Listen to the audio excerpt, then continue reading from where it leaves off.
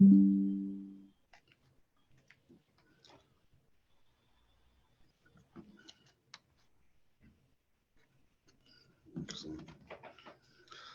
good morning, everyone. Thank you all for turning into today's session. Today, we are talking about Black and Aging, Rhode Island's resources for Black seniors. This is a three-part series brought to you by the Office of Healthy Aging and the Memory and Aging Program. Today's session will identify resources in the community for Black seniors, caregivers, and families regarding health and wellness. This morning, I have the pleasure to introduce Jim Vincent, the former NAACP Providence chapter, who is a tireless advocate within the Black community. And we thank you for all that you do. Jim, thank you for being here with us today. Thank you for being the host. And so very quickly, I just wanted to provide some context behind this series. So again, the series is called Black and Aging, Resources for Rhode Island Seniors. And it is in context with this year's theme for Black History Month, which is Black Resistance, which essentially is to say that since setting foot on this country, African Americans have had to deal with oppression in ongoing ways since, again, setting foot in this country till today. So keep in mind that that is the theme for this year's Black History Month, and some of our questions will be in context of that as well. So without further ado, I will pass it to our host, Jim. Thank you once again, Jim. Well, thank you, Greg. Thank you for that generous introduction. You said it exactly the way I wrote it, so thank you for that. And I'd like to thank everybody for being part of this panel. Black History Month is a very important month because, you know, Black history is such an important part of American history. They're inextricably linked. You don't have American history, true American history, without Black history. And I like to say that we celebrate Black history 365 days a year, 24/7. However, it is good to concentrate on Black history at least in 1 month because it draws attention to the kinds of history that oftentimes we have not learned in school, and oftentimes has been forgotten, and oftentimes has been diminished. So thank you, Greg, about the hospital, and also Nicole Arias, Office of Healthy Aging, for being here. And I am going to now talk about the fact that the panel, as Greg said, it's about health and wellness. The goal of the discussions are to be very educational for the viewers and helpful to the Black community. I want to begin by giving you some statistics. Okay, do you know that 4 in 10 Black men aged 20 or older have high blood pressure, 30% higher than white men? How about Black men's risk of stroke is twice that of white men? Further, for Black women, 45% of those aged 20 and older have high blood pressure, a rate 60% higher than white women. Black women are 40% more likely to die of breast cancer than white women. Black Americans are 80% more likely to be diagnosed with diabetes than whites, and nearly twice as likely to be hospitalized. Think about that. I am now going to ask our panelists, and I thank you again, panelists, for being here, to introduce yourselves. Please take 2 to 4 minutes to do that. And again, thank you for being here. Let's start with Linda. Good morning, everyone. My name is Linda Avantascini. I'm the Executive Director of the St. Martin de Porres Senior Center, which is the only African-American, predominantly African-American senior center in the state of Rhode Island. And we are probably one of the most earliest senior centers because we started in 1954 as a need in the community.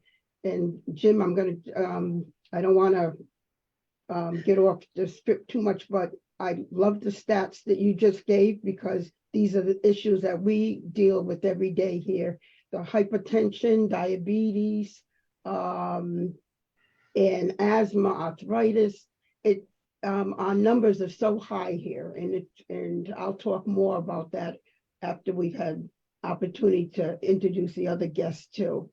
Yes, please. Thanks, Linda. We will get back to that. Dr. Catherine Demos, please introduce yourself. Yes, thank you so much, Jim, and thank you Greg and Nicole for organizing, and Linda, it's so nice to be a part of this with you as well. So my name is Catherine Demos McDermott. I am a professor at Brown University Medical School and the Miriam Hospital. I work in the Weight Control and Diabetes Research Center.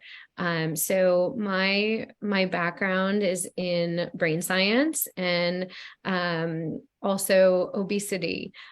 So what I'm working on now is thinking about how to help people as they go through life into aging, live healthy lives, make healthy lifestyle changes that might help people improve their health, and also what the role of the brain in all of this is. So I think we'll have an opportunity to talk a little bit more about that as well.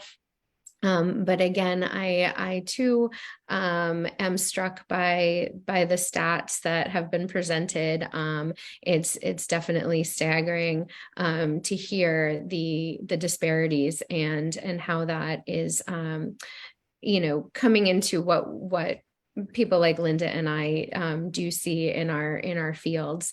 So I'm happy to talk with you all today. Thank you. Well, thank you. Thank you very much for that. Let's get right into it. First question, and that's for either panelist. What does healthy aging look like for an African-American adult? I'm going to kind of jump right into that, Jim, because, one of the things that I noticed, I've been in elder services for a number of years with the Diocese of Providence, but when I became director about 4 years ago, it just kind of hit me that here we're dealing with, and Kate mentioned obesity, and in many cases, we're dealing with hypertension that's untreated, diabetes, and lack of exercise. So one of the things that we try to do here at the center is that we make sure we have exercise programs going on a few times a week, chair yoga going on. We also have a nurse that checks blood pressures. And we just started a wonderful collaboration with Oasis International that you're familiar with, where they're going to be trained in how to check their own blood pressure at home and get the monitor system so they can kind of keep track of it also. But those areas in diabetes, diet, it all were major problems that we're facing in the communities. How do we change the way that we eat those wonderful dishes, whether it's collard greens with, making it with turkey and making it less fattening, and how do we change those habits and make it still food that we like? And how do we get people moving out of the chairs? One of the things that we started about 2 years ago here, and we're going to be collaborating again with Southside Land Trust, is we have a garden program outside, raised garden beds. So it gets people outside growing their own healthy food.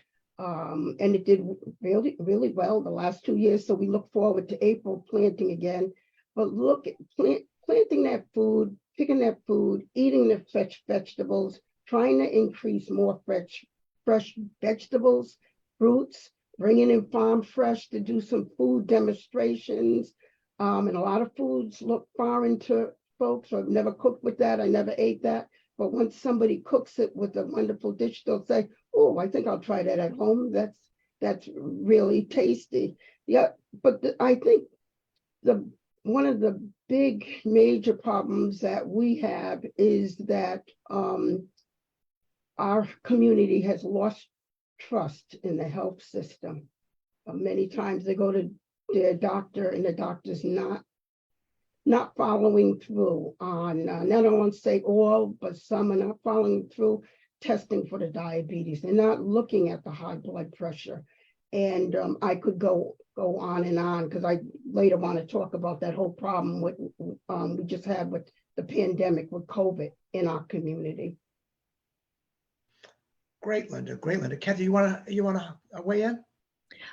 Sure. Yeah, I think that was a great response, Linda. And in terms of what we see from a research perspective, again, these same statistics that were presented at the beginning, higher rates of a lot of really debilitating diseases in the Black community, and honestly, this is one of the reasons why more research is needed. We don't fully understand yet why that is.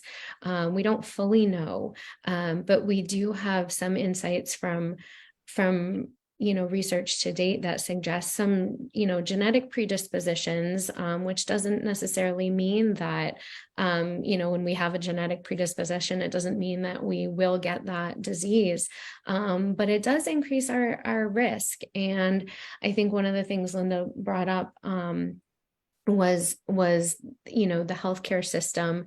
And I think one thing that knowing that this risk exists, knowing that these issues exist, it should hopefully get into the medical world a little bit more, and also help guide our conversations with our healthcare providers. When we know our risk factors about certain things, that can hopefully help move towards more personalized medicine for people, so that we can get the treatment that to everyone who needs that, and do that appropriately. So yes, I think I don't have much to add, but yes, I do agree with everything that Linda said in terms of we can definitely talk more about, making lifestyle changes. That's, something that we do a lot at the center where I work, is really helping people try to, make small adjustments to fit into their lifestyle, not really changing, what is core to a person, but trying to figure out how we can, kind of just do it in a healthier way, potentially. Well, thank you for that, Kathy. I'm going to go right to the next question. How has health and well-being changed in the Black community for either of you? I'll kind of jump in there, Kate, and then you can add in. I think there's more awareness around it. I'm seeing more awareness amongst especially baby boomers, which is myself and many others in the community, that we understand that we need to do something to address some of the health problems that we do have in the community. So you'll see people wanting to do more exercise, change their diets a bit, and also learning how to ask the right questions when they go see their health physician. Especially if they have a family history of heart problem or diabetes. So I'm seeing there is an increased awareness. The only thing is that a lot of times either insurance doesn't cover certain things that we need, or even sometimes it might be even the medications people cannot afford. Getting the medications that they need or the tests that they need. Okay. Kate, do you want to add anything? If not, I can go to the next question. No, I think that would be great to go on to the next question. Thank you for your answer, Linda. Oh, you're welcome, Kate. Thanks, Linda. Okay, as we tend to age, we lose not just loved ones, but the roles we play in the lives of others. Can you discuss how emotional aging plays a role in the general well-being of health and wellness?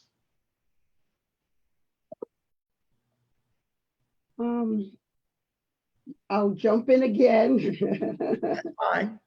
But we see it, and and I'm seeing it in myself as I age. I cared for my mother for a number of years, just like many children are caring for their parents that are here. And at times, the role of the parent, the first thing, just like my mom would say to me, I'm still your parent, I'm still in control. And a lot of the parents here also feel the same way. You know, my daughter wants me to eat this, or they want me to do this, but I don't, I can take care of myself. So I see that a lot, and it's funny. I'm going through this now with my own daughter, who I can see is saying, you know, Mom, you need to do this at your age. Maybe cut back on this a little bit, you know. And I'm saying, I'm going through what my mom went through with me, and that's tough. It's a change almost of roles where you have been the caregiver for your children, and then you're the caregiver of your parents, but then you're watching your own children become caregivers for you. And it's a slow process, but it's something that you see that, you know, I'm blessed to have that. And some folks don't have that, but it is, but you can see the friction that goes on within, you know. Yes, I because of definitely know that there's a lot of families that are going through that, you know, the role reversals and the change. And if I could, not to interrupt you, to add that there are children who bring their parents here and say, my parent needs to come to a daycare every day. And the parents looking at them like, I really don't want to be there. And I always say to them, you've got to allow your parent to make that choice. When they want to come, if they want to sit here for a day and see the activities and see if this is where they'd like to be, you know, then I would say, you know, let them come every day, but don't force it on them. You know? That's a good point. That's a good point. Hey, Kate, want to add to that? Yeah, I think I think it is so difficult to, you know, to age into different roles and see how it really changes your identity. You know, I'm in a position right now where I have young children, and also my mother and father very much in my life as well. And it is interesting. It's something that we all know is coming in some way, shape, or form, if we are lucky enough to experience that. But it does take a toll emotionally on us, I think, to see ourselves in different lights, and to you know, be able to reflect on that is hard. We may not be the person who's, you know, able to do certain things anymore, or, you know, might have to be vulnerable in some ways. And that's difficult for a lot of people to be in that position. So I completely understand it. In terms of, you know, resources and things like that, I think being able to talk to friends, family about this, being open about it is only going to be able to help, you know, for everybody to kind of understand where each person is coming from and have that respect for individuals wherever they are in this process. So I think keeping those, you know, a little bit open communication and things like that, having a good social network of peers is really great too, because other people around you are probably going through similar things, and you might be able to help them in some way too, just by sharing or listening and things like that. So these situations where we might not usually talk about things in this way with friends, I think it can actually be really helpful. And some of the work we do try to, you know, help people, you know, as we age, we might, as you said, lose friends and family, lose our networks, or our networks might shift. And how do we bolster that? How do we, you know, keep connections with people? And, you know, at least from the research perspective, I know how important that is for us, for our psychological well-being, and also for, you know, physical health as well. All those connections are really important. Yes, I do think that openness and that the more frequent communications with others in terms of your peers is definitely helpful, because, you know, we sometimes might think, you know, we're kind of all alone. And now when you have others that have going through the same thing, I think it has to be helpful. So thank you for that, Kate. My last general question is going to be, how does social isolation affect the health of seniors? Well, Oh, sorry, Linda, I didn't No, mean no, to. go ahead, go ahead, Kate. I was just gonna give a tidbit from the research world. Right now we're working on this very large study called US Pointer, and it is a landmark study in an aging population, looking at preventing Alzheimer's disease. And one of the key pieces to this is social support and social connection. And I think recognizing the detriment of isolation, and as you said, Jim, feeling like you're going at this alone, feeling alone is never a good thing. And so just from a neural perspective, from a brain perspective, there is some research that is suggesting that being actively social can really help potentially prevent Alzheimer's or other dementias. So it is something, there's a strong benefit to that. So we highly encourage that, whether it might be, connecting with a new friend group or reaching out to older friend groups, staying after a session to talk to someone, whatever it might be, calling a friend to see if they'd go for a walk with you, those sorts of things, those little pieces that sometimes we get too busy to uphold through midlife, are actually so important as we get older. So we do really want to encourage people to do that, because the research is showing how really important it is and how detrimental isolation can be, for a whole host of things, but including brain health. That was all. Thank you, Kate. Linda? I was just going to jump in and say COVID was a really good lesson in what can happen to people when there's no socialization going on. When we were forced to close and we had to figure out ways to feed our seniors at home, but they couldn't come here. I can't tell you even how many times we would call them, just not having that contact with people, what it did to them. One of my seniors, I'll give you an example. She said if she would have stayed home any longer, she would have gone crazy. And she said she couldn't take it. She was by herself, of course. And Jim, you know how the distance from Roger Williams Park to my office is. She walked here one day, and we were not supposed to have the seniors here. She said, I don't care, I'll volunteer, I'll do anything. I'll go crazy if I'm home. And that touched me so much. And also the fact that even though we were bringing meals to about 50 seniors at that time, it wasn't enough, just seeing them for that hot couple of minutes or whatever. They needed more time to socialize with their peers. They needed more time to socialize with staff. And I can remember one of my staff members came back very emotional, and he said, Linda, I brought one of our seniors a meal. And she said, she started crying because she was so happy to see him that day. And he said, is there anything else I can do for you? And she said, one more thing. And she's in her early 90s. She said, just give me a hug. And he said, I did something I was not supposed to do, but he said, I did it. And she said, that was the best thing that could happen to her that day.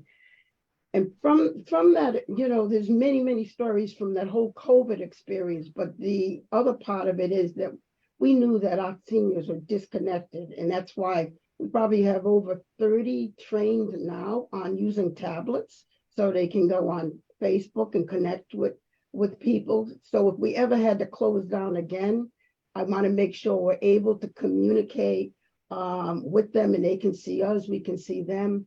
But it's so important. And that's what brings many of our seniors here day after day, is to be with other people, to share stories about their health or what's going on in their families, or just, what the weather might be today. But it means so much in keeping them connected in their well-being. We see it. Okay. let's get into some specific questions. Linda, I'm going to give you the first one. St. Martin de Porres Senior Center is recognized as a staple of the Black community for resource information and assistance with issues impacting older adults and families. What common health issues are your seniors facing, and how does St. Martin de Porres work to address those issues? Can you talk about the food pantry, the breakfast and noontime meals, along with fitness programs, the center office? What are the days and times, and is there a cost associated? Okay. We start with that. I got a couple of follow-up, but go ahead, start with that. Okay. Well, we provide breakfast as well as lunch thanks to Meals on Wheels. But when I came on board about 4 years ago, one of the things I noticed was, in like most senior centers, seniors will have coffee, tea, and maybe something small to eat with that. And I felt as though, along with staff, that our seniors needed something more. They needed a hearty breakfast. And, you know, it's just like when you send kids to school and then they don't have enough in their belly, they're not going to participate in anything. But from eating a breakfast, they participate. They're eager to go into exercise. They're eager to go into other things, and they don't want to be just complacent there. And again, it's, you know, we started it as a need, and I'm going to go back to the first director, Ann Hill. She started the meal program as a need in our community to feed our seniors. And it's so important. But also to add that during the COVID, when we were sending food home to our seniors, we found out, you know, we needed to send food home also for some of the extended families that they were living with. They couldn't share that dish of food that we were, you know, giving them, or if they tried to share it. So we expanded our pantry. The pantry used to feed about 25 people per week prior to COVID, and now it's feeding over 250 a week. Our seniors take advantage of that, as well as the surrounding community.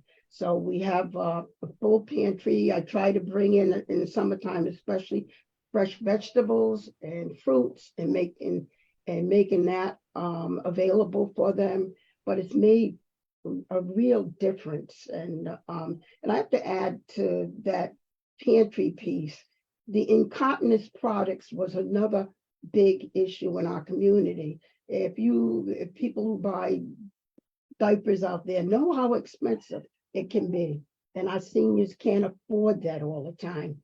And so from donations, we're able to provide them with free incontinence products also. So we kind of watch what the need is, not only food, but what other needs that they might need in order to have a healthy and safe life. Okay, thanks, Linda. I got some follow-ups for you. I'm gonna give Kate this question. Kate, Dr. Kate, approximately 33% of adults age 65 or older have type 2 diabetes, with African-American and older adults having a particularly high risk of developing diabetes and associated conditions. Biological risk factors accounted for the majority of this health disparity.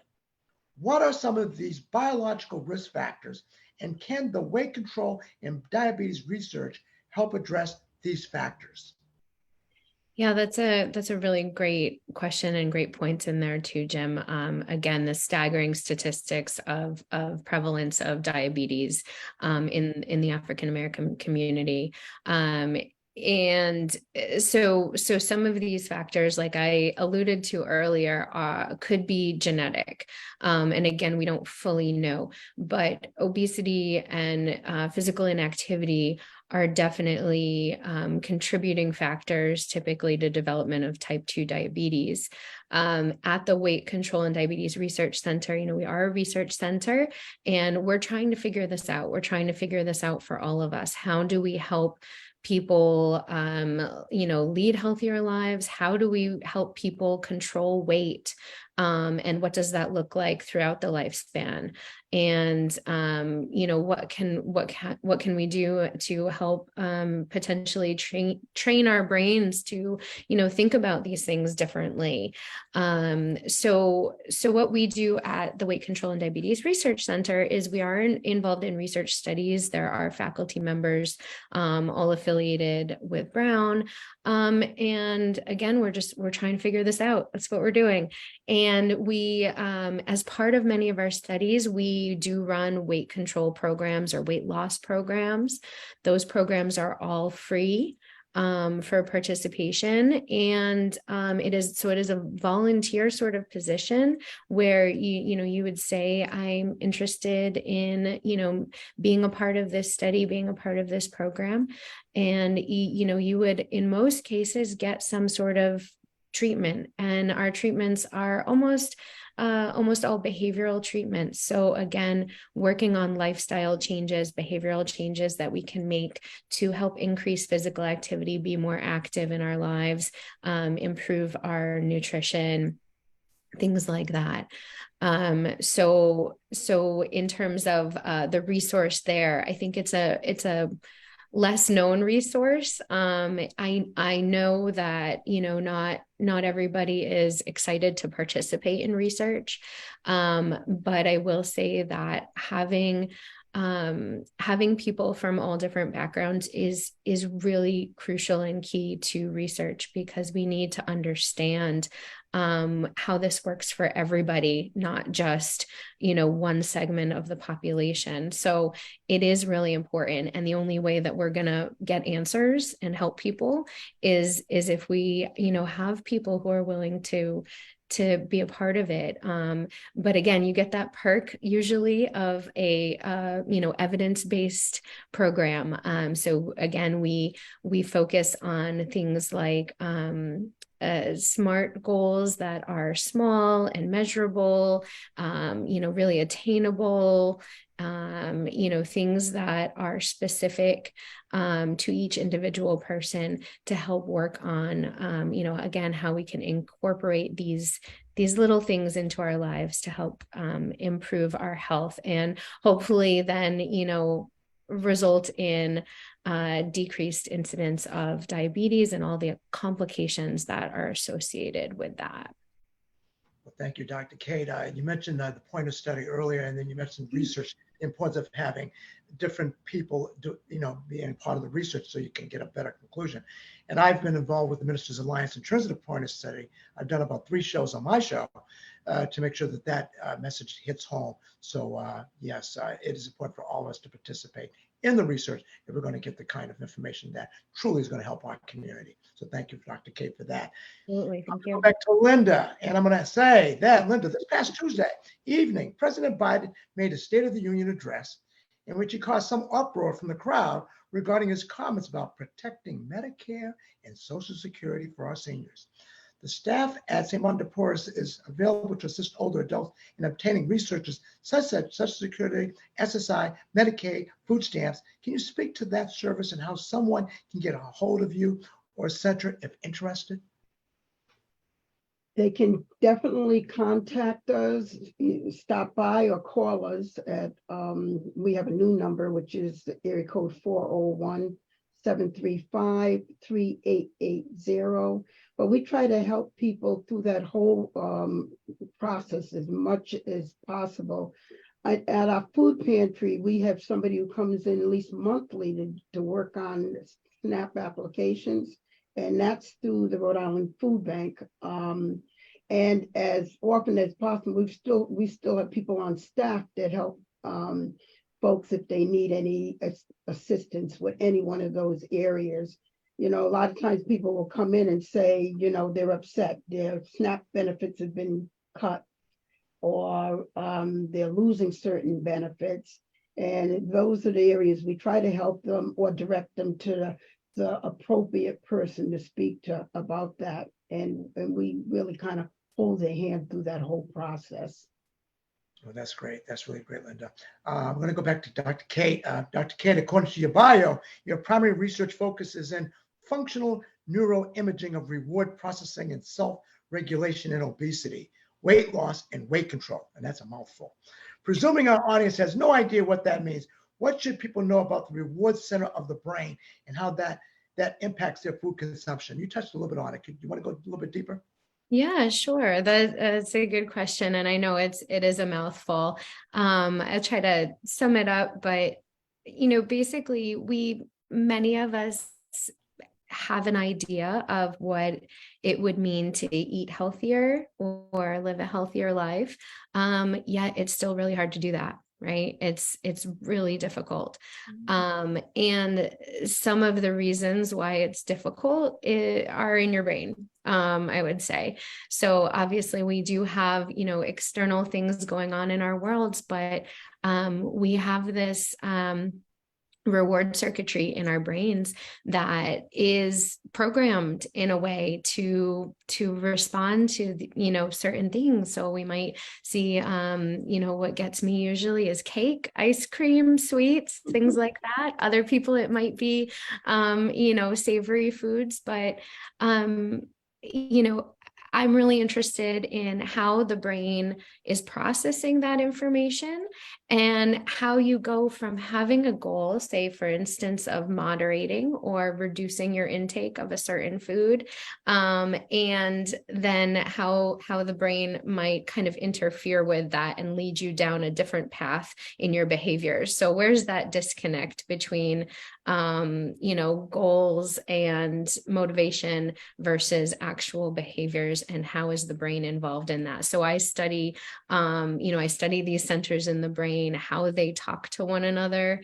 And then what I'm really interested in, my passion would be how to help change that, how to help change things in our brains so that we can approach those goals a little bit better and maybe more consistently behave the way that we actually want to, and not letting things get derailed by these, really strong, powerful reward responses that we get from food, or maybe avoiding exercise, things like that. Okay, it's 11:07. We're going to do about 8 more minutes of questions. And then we're going to have a Q&A at 11:15. So I'm just mindful of time. Going back to Linda. Thanks, Kate. Linda, a lot of older African Americans historically do not have the most trustworthy relationship with their healthcare providers. In your opinion, why is that? And do you have any suggestions on how to possibly improve their relationship? Well, we know historically that, that distrust is there, and even to present day. I'm thinking of what we just went through with COVID and trying to get people vaccinated or getting boosters. There are people who just did not trust what was going to come out. Any shot that you're going to take in the community, because they thought they were going to try to do something to us. And it's funny because when I went to get my own shot, the gentleman had 2 needles there. One had a pink tab on it and the other one had a blue tab. And afterwards I questioned, I said, why is it that there was 2 different color tabs on there? And they said it didn't make any difference. It was the needle size or whatever. But that just put up a big red flag for me. It was sort of like, did they have a different color for people of color or what? But I got my shots and everything. But it was very difficult getting people to go take the shots and feel safe about taking the shots, because historically there's just been so much happening in the community, and that distrust of what being given to us. Yes, I know that when the vaccinations were being rolled out, I tried to speak to it as the president of the NAACP Providence branch, that this is a good thing, and that the founder of Moderna, one of the founders was a young African-American woman, the first person that received the vaccine was an African-American nurse, give it to her by an African-American female doctor. And so look, this is something that you should do, but there was that pushback by some people because of the historic atrocities, I would say in some cases, perpetrated on the African-American community. Yes. I'm going to go back to Dr. Kate briefly. Having an appreciation for the importance of different cultural viewpoints in the overall public health of our state, could you speak a bit about how health is influenced by the relationship of culturally preferred foods and how that drives what people eat and nutrition? Yeah, that's a great question. I think, culturally specific foods are a part of our world, and each individual might have, certain foods that they hold up as culturally significant. Certainly it can sometimes be healthy foods, sometimes not so healthy foods, but we try not to divide the world that way so much. I think any dietitian would say, and research suggests too, that eliminating foods is not a good practice. And certainly, the key to success in making healthy lifestyle changes is to do things within, that work for you. So I would say in terms of like culturally significant foods or certain foods that someone might love, any dietitian would say not to cut that out completely. We can always work towards things like, if it is a less healthy food, maybe moderating a little bit or only having it at certain occasions. Culturally, there are certain diets that are more healthy than others in terms of heart health, brain health, and physical health. As well. So, research does suggest that, a Mediterranean diet can be really helpful for brain health in particular. But that doesn't mean that other foods can't be a part of that. And again, the key to making changes would always be to fit it into your own lifestyle and, maybe think more about ways to think about the foods that you like that might be culturally important to you and valuable to you. And if they are higher in sugar or fat or anything like that, it doesn't mean that you need to cut them out in any way, just maybe limit or reduce in some ways. I think even Linda mentioned in the beginning, there are some healthier swaps sometimes that we can make for certain foods and recipes as well. So paying attention to how things are prepared is also good. And I think anyone would say the more Americanized a diet becomes, usually the less healthy it is. So unfortunately, again, just focusing on moderation of those sugars, high sugar and high fat foods is definitely a good thing, but never cutting out something that is important to you and who you are. Well, I'm glad you said that, because we don't want to be cutting out completely some things, but of course, moderation is the rule. Okay, Dr. Kate. Linda, Yeah. What are your suggestions to improve Black health and wellness? What? Can you repeat that one more time? Okay, yeah, I certainly can. What are your suggestions to improve Black health and wellness? My suggestion is be aware of what you're eating. Even here, I try to teach the seniors how to look at a package and, how much sugar is really in there or how much sodium is really in there when we're trying to watch those kinds of things.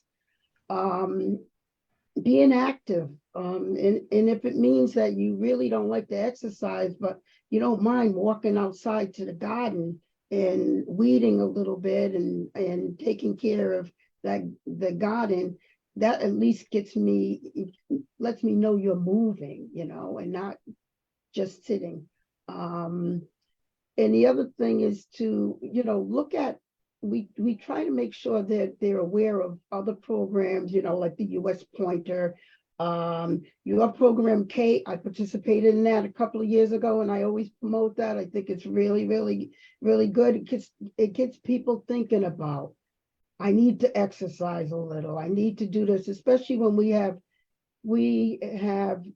things in our families, whether it's diabetes and hypertension or a heart problem that we need to try to control more and more. So whenever I can collaborate with any organization that talks about let's do something healthy, that's what I do here, and I try to do that for myself as well.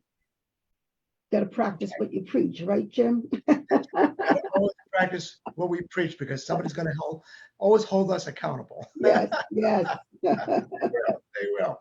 Hey, we got about another 15 minutes. I'm going to encourage the people that are watching this to ask questions. We have Linda Vaughn, we have Dr. Kate, Demos. They're doing a great job with this. And ask them questions, and don't be shy.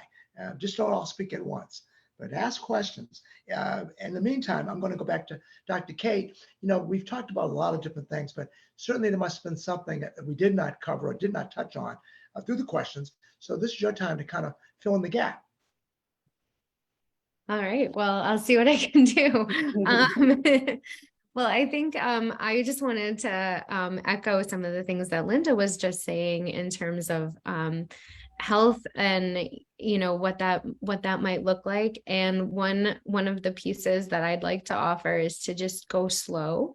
When you're making changes. I think we all tend to have these moments where we get really motivated to take things on and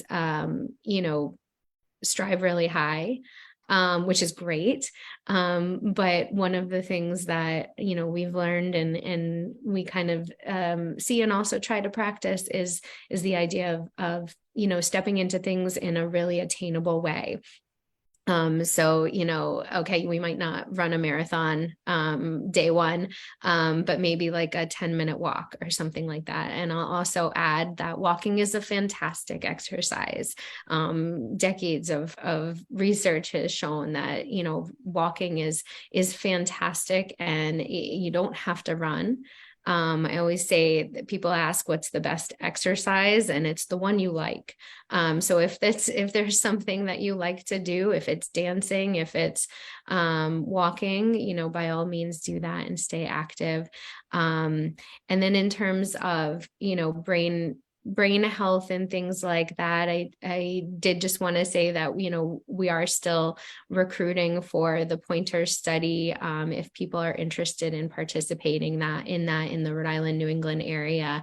And it's a really interesting study, landmark study, as I mentioned. And the other piece that it includes is, this exercising your brain, and being more social. And that's like the kind of the other domain that we don't always talk about. So we know diet, we know physical activity, and then here's this other piece of what we can do to make sure our brains stay healthy as we age. So again, that is a really, really great opportunity as well. That's certainly great, Kate. I think we all should just really focus in on that. Linda, I know we probably did not touch on every single thing that we could have. So is there anything that we missed that maybe you might want to add to the discussion here? I think one of the things that I would add is that, many people who come to us sometimes, they'll come to visit and they'll say, but I'm not old enough to join a senior center. And, we have people as young as 50 here, all the way up to 96. There's something for everyone, but for some reason, they don't think they're old enough, and yet they retire, they become very inactive. They don't, it's great in the beginning because you can do all these wonderful things, and then all of a sudden you know, you're trying to find things to fill that time slot, whether it's exercise or whether it's learning something new on a tablet or just learn, participating in a cultural program, because that's the other thing I didn't talk about, but we do a lot around, whether bringing in musicians and performers, so we can expose them, as well as doing field trips with them. So I think those things, a lot of times people are not aware. They have this picture in their mind about senior centers that we just sit here and we knit and we do some, we're not active, but we are. Well, Linda, we have a comment. The comment is, I love Linda. She is such a great resource and truly to Rhode Island's older adults. So Linda, I want to make sure we pass along that comment. Oh, thank you. Yes. I'll just say this, this has been particularly interesting for me, because I'm not going to say how old I am, but I went to high school in the 60s. Okay. So I've always tried to stay active in terms of running. I try to run 4 miles a couple of times a week. I'm still working, but I'm a volunteer at about 6 other organizations at a very serious level. And all of that helps. I have a best friend that rides his bike 2 or 3 times a week, and he looks great and he sounds great. So, I think all of this says is that do something in terms of exercise, do something in terms of volunteering with some organizations, keep active, just don't do nothing. I don't know what would happen to me if I wasn't running on a regular basis, or if I wasn't part of a half a dozen other volunteer organizations. I probably wouldn't be able to do what I'm doing right now, doing this panel discussion at the level that I felt that I needed to be at to be able to successfully do it. So, if you don't want to believe the panelists, believe me, what they're saying exactly is true. I watch what I eat. I don't drink alcohol. Little things. It's not any one thing. It's the consistency of small things over time. And I think we all can agree on that. I see Greg Brunson is now back. Greg? Yes, thank you, Jim. Excellent job. Thank you, Linda. Thank you, Dr. Kate. We do have some questions. One came in. How can other organizations help to support you? Oh, is that for St. Martin de Porres Center? I believe it was for both of you. Okay, well, definitely I would say please reach out. I love to collaborate with folks, and just give us a call. And I think I gave the phone number earlier out, and that was area code 401-732-3880. Almost forgetting my own number. I just wanted to add one thing, Greg. Jim mentioned something so important, and I left it out of the whole picture of the senior center. Volunteers. We depend on volunteers here. We have a number of volunteers, probably like up to about 23 volunteers, but those folks stay active. They treat coming here like a job, and they take it very seriously. And without them, we couldn't do the work that we're doing here. So thank you, Jim, for volunteering all the time. And we thank all of our volunteers too, and anybody who is also interested in volunteering and helping our organization. Okay, Dr. Kate or Greg, some follow-up? I was just gonna say, if people are looking to be a part of or support our center, I think it's actually kind of view it the other way around. We're always trying to find ways that we can give back to the community. We have a lot of resources and knowledge, and how we'd love opportunities to collaborate. We'd love opportunities to, could we come to an organization and do a session, informational or otherwise, anything like that. And then just, getting the word out. A lot of people don't know about opportunities in the research world, and especially that they're almost always free. So that's always a good thing too. Excellent. And then there's one more question. It says, I suspect my grandfather may have dementia. Are there any resources or recommendations you can share that can help with that diagnosis and treatment of the condition? Oh, they just suspect that they might have dementia. Is it? Yeah.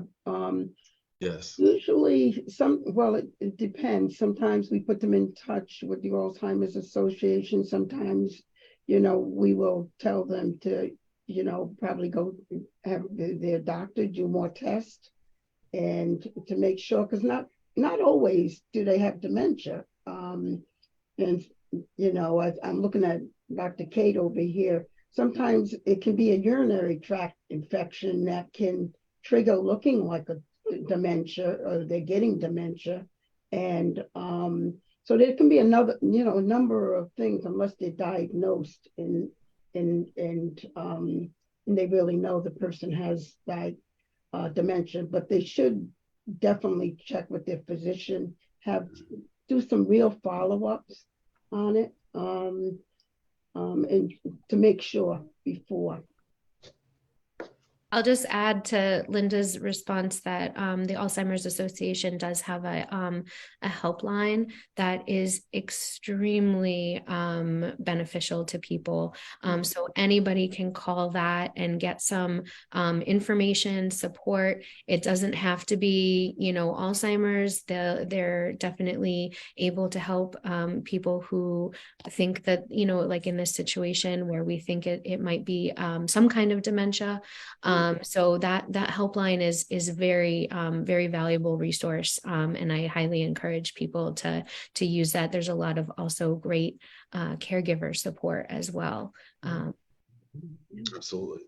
And as the diversity outreach coordinator for the Memory and Aging Program, I'd be remiss if I didn't mention the Memory and Aging Program.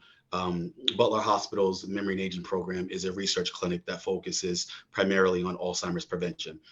So you can certainly give us a call at 401-455-6402 if you have any questions, thoughts, or concerns regarding your loved ones or yourself regarding dementia.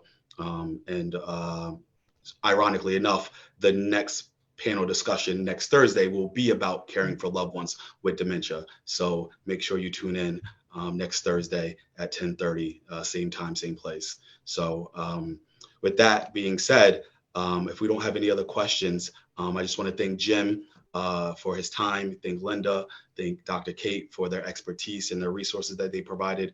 We will share information in the comments about the resources that were shared today during this discussion. But once again, thank you everybody for your time, and we'll end it there.